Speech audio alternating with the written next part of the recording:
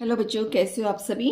हम जो अपनी 9वीं की गणित की हिंदी की किताब है, हिंदी मीडियम की, उसमें अध्याय 11 कर रहे हैं और उसमें हमने 11.2 तक कर लिए हैं सारे एग्जाम्पल, फार्मूले और एक एक कैलकुलेशन आपको बहुत ध्यान से समझाई है ताकि हर बच्चे को समझ आ सके। कई बार क्या होता है, बचपन में थोड़े कॉन्सेप्ट क्लियर नहीं होते और कोई गलतियां रह जाती हैं, तो फिर उन चीज़ों को मैं अब साथ के साथ एक्सप्लेन करती जा रही हूँ ताकि आपकी कैलकुलेशन में करते हुए कि कहाँ दशमलव आएगा, कैसे बटा आएगा, उसमें कोई गड़बड़ ना हो। ठीक है, अब हम आगे स्टार्ट करेंगे। आज हम आयतन का फार्मूला सीखेंगे, शंकु के आयतन का, और हम 2 उदाहरण करेंगे, उदाहरण नंबर 8 और 9। ठीक है, छोटी वीडियो रहेगी।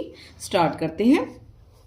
लंब वृत्तीय शंकु का आयतन। अभी तक आपने जो सीखा था, क्या कहते हैं, जो शंकु है उसका आपने वक्रीय पृष्ठ क्षेत्रफल सीखा था, वो था पाई आर स्क्वायर एच। इसमें मैंने आपको बताया था शंकु में 3 चीजें होती हैं। ये हमारा शंकु है,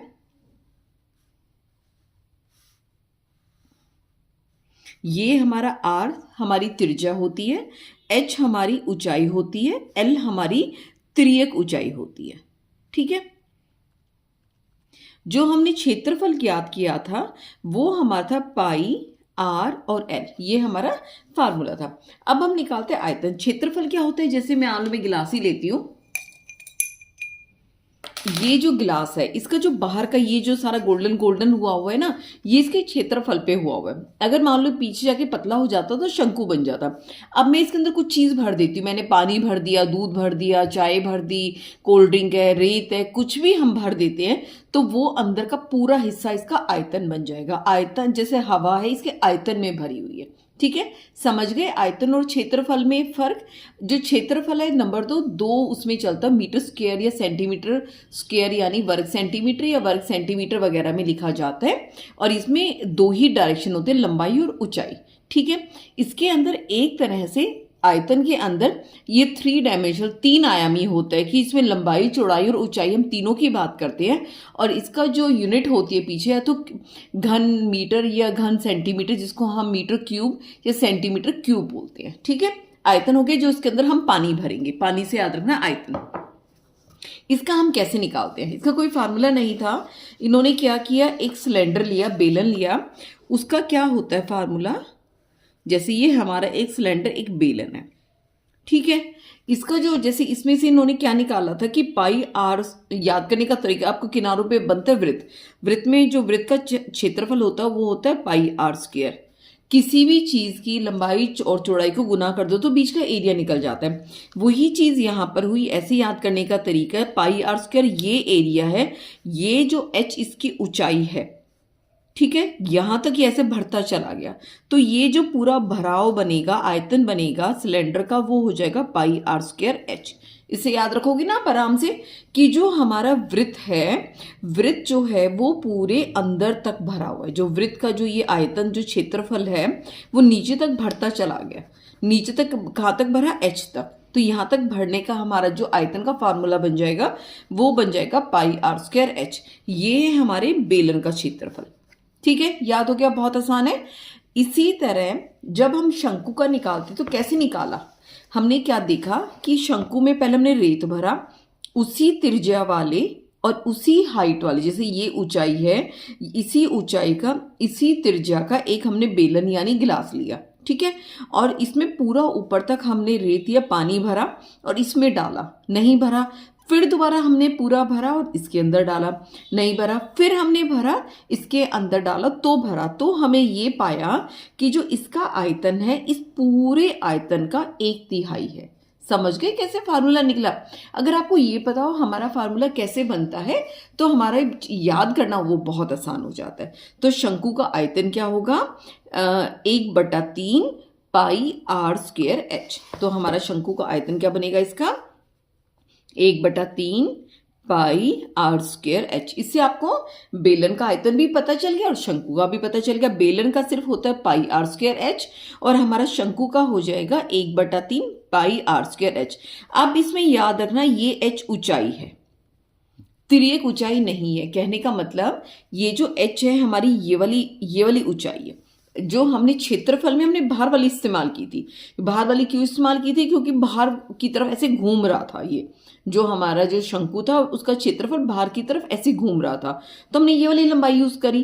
क्योंकि जो आयतन है वो अंदर का भरा हुआ हिस्सा है, और अंदर हमारा कौन सी हाइट है, कौन सी ऊंचाई है? एच वाली, तो हम अंदर वाली यूज करेंगे। क्या फार्मूला हो गया? 1/3 पाई आर स्क्वायर एच, इसके आयतन का। इसकी जो पीछे यूनिट लिखी जाएगी वो घन मीटर या मीटर क्यूब, घन सेंटीमीटर या सेंटीमीटर क्यूब में लिखी जाएगी। ये चीज हमेशा याद रखना। और कभी भी कंफ्यूजन हो, अगर मीटर स्क्वायर हो या वर्ग सेंटीमीटर स्क्वायर हो, ये हमेशा हो जाते हैं हमारे क्षेत्रफल, और जिसके ऊपर 3 लगा हुआ हो वो होता है आयतन। ठीक है, समझ गए बात को? यहां तक क्लियर हो गई चीजें? तो ये हमारा शंकु का आयतन निकल गया। दो ही उदाहरण करेंगे। पहला उदाहरण है, किसी शंकु की ऊंचाई और तिर्यक ऊंचाई क्रमशः 21 सेंटीमीटर और 28 सेंटीमीटर, इसका आयतन ज्ञात करो। अब ये देखो, ये दे रखी है तिर्यक ऊंचाई, ठीक है, ये दे रखी है तिर्यक ऊंचाई, और हमें कौन सी ऊंचाई निकालनी है? बीच वाली ऊंचाई, जो लंब ऊंचाई है। ठीक है, कैसे करेंगे? जैसे हमने एक शंकु बनाया, ठीक है, ये हमारा शंकु बन गया एक तरह से। जो ये 90 डिग्री का कोण बनाते हैं, ये एच है, ये एल है, ये आर है। सीखा है आपने अब तक? और हमने ये देखा है 90 डिग्री का बनाता है, तो इसका मतलब एल स्क्वायर बराबर है, एल का वर्ग बराबर है हमारा आधार का वर्ग जमा हमारा लंब का वर्ग। ठीक है, इसके अंदर जब क्षेत्रफल में हमने एल यूज किया था और इसके अंदर आर यूज करेंगे। इसमें हमें आपके ये तो दे रखा है तिर्यक, जो इसकी है ऊंचाई हमें दे रखी है। अच्छा, हमें दे रखी है ये ऊंचाई दे रखी है 21 और तिर्यक ऊंचाई दे रखी है 28। ठीक है, फार्मूला क्या लगना है आयतन निकालने के लिए? 1/3 पाई आर स्क्वायर एच निकालना है। ठीक है, क्योंकि हमें 1/3 तो दे ही रखा है, पाई का मान पता ही है 22/7। हमें जो इसकी त्रिज्या है वो नहीं दे रखी, हमें तिर्यक ऊंचाई दे दी और हमें ये बीच की ऊंचाई दे दी, सीधी लंब वाली ऊंचाई। ठीक है, लंब की ऊंचाई दे दी, तिर्यक दे दी, हमें आर त्रिज्या नहीं दी जो हमें निकालनी पड़ेगी। एच तो मिल गया, आर नहीं मिला। अब ये फार्मूला देख रहे हो जो हम पाइथागोरस थ्योरम से निकालते हैं। ठीक है, अब हमें आर स्क्वायर निकालना है। क्या तरीका है? एच को हम इधर भेज देंगे। जो चीज हमें नहीं पता होती हम एक तरफ रखते हैं, तो हमने इसको इधर भेजा, ये जमा का इधर आके हो जाएगा घटा का। एल स्क्वायर घटा एच स्क्वायर बराबर है आर का स्क्वायर, यानी एल का वर्ग घटा एच का वर्ग बराबर है आर का वर्ग। ठीक है, तो हमारा आर का वर्ग क्या हो जाएगा? एल स्क्वायर एल का वर्ग घटा एच का वर्ग।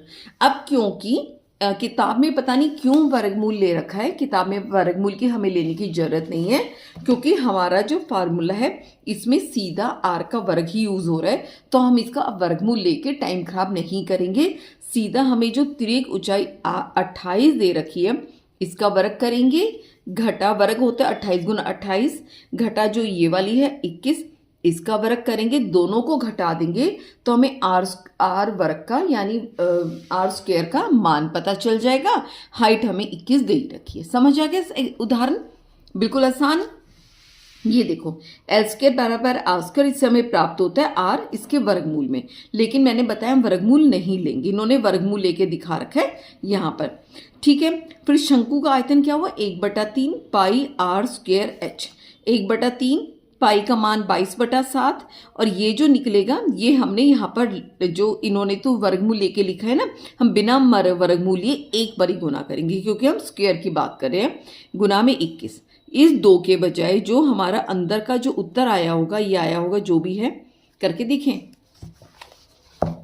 28 को 28 से गुना किया, 8 8 64, 6 8 दूनी 16, 24, 8 दूनी 16, हाथ से लग गया 1, 2 दूनी 4 और 1 5, 4 6 और 4 10, और ये हो जाएगा 5 और 2 804 में से घटाना है 21 का वर्ग। 21 को 21 से किया 21 और 42, तो हो गया 441। हम घटाएंगे 49 27, तो जो भी आएगा घटा के आप देख लेना, लंबा चौड़ाई का मर है। ठीक है, तो हम एक आर स्क्वायर की इसकी कीमत रखेंगे और एच की रखेंगे, तो हमारा ये उत्तर आ जाएगा। इसकी यूनिट देखो पीछे क्यूब में है। ठीक है। अब हमारा अगला प्रश्न क्या कहते हैं, मोनिका के पास कैनवास का एक टुकड़ा है जिसका क्षेत्रफल 551 मीटर स्क्वायर दे रखा है। इसका आपकी बार हमें क्षेत्रफल दे रखा है 551 मीटर स्क्वायर। वह इससे 7 मीटर आधार त्रिज्या वाले एक शंकु के आपतन का तंबू बनवाती है। ठीक है, यानी जो उसके पास जो कैनवास वाला कपड़ा था उसका उसने शंकु बनवा दिया। शंकु आप याद रखो, जो कपड़ा है वो बाहर का क्षेत्रफल बनेगा, अंदर कुछ नहीं बनेगा। यह मानते हुए सिलाई और कटाई में लगभग 1 मीटर स्क्वायर कैनवास नष्ट हुआ होगा। इससे बनाए जाने वाले शंकु का आयतन ज्ञात करो। क्वेश्चन क्या है, इसी पे यूज कर लेते हैं।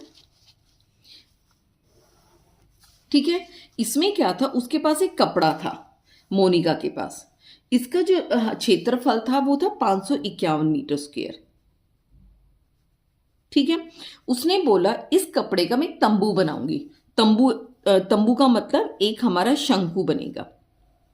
ठीक है, अब ये देखो, अब क्योंकि थोड़ा कटाई सटाई सिलाई वगैरह लगेगी, उसमें से हमारा 1 मीटर स्क्वायर तो खराब हो जाएगा। तो जो इसके पास ऊपर का बचेगा वो कितना बचेगा, 551 में से 1 घटा देंगे, 550 मीटर स्क्वायर हमारा इसका वो निकल जाएगा क्षेत्रफल। ठीक है, और इसमें हमें इसका क्षेत्रफल पता चल गया कि इसका क्षेत्रफल हो गया हमारा 550 मीटर स्क्वायर। इसकी हमें त्रिज्या दे रखी है, त्रिज्या दे रखी है 7 मीटर, और हमें निकालना है इसके अंदर का आयतन। ठीक है, पहले क्षेत्रफल दे रखा है, जो तंबू का जो कपड़ा है नीचे तो लगेगा नहीं, इसका हम वक्र पृष्ठीय क्षेत्रफल सिर्फ ये लेंगे। उसका फार्मूला क्या होता है, पाई आर एल। ठीक है, पाई आर एल हमें किसके बराबर दे रखा है, 550 के, जो हमारा क्षेत्रफल दे रखा है। और ये क्षेत्रफल का फार्मूला, पाई का हमें मान पता है, आर का पता है, इन दोनों को नीचे भेज के हमारा एल का मान पता चल जाएगा। आयतन निकालने का फार्मूला क्या होता है, 1/3 पाई आर स्क्वायर एच। हमें पाई का मान पता है, आर का मान पता है, दे रखा है 7।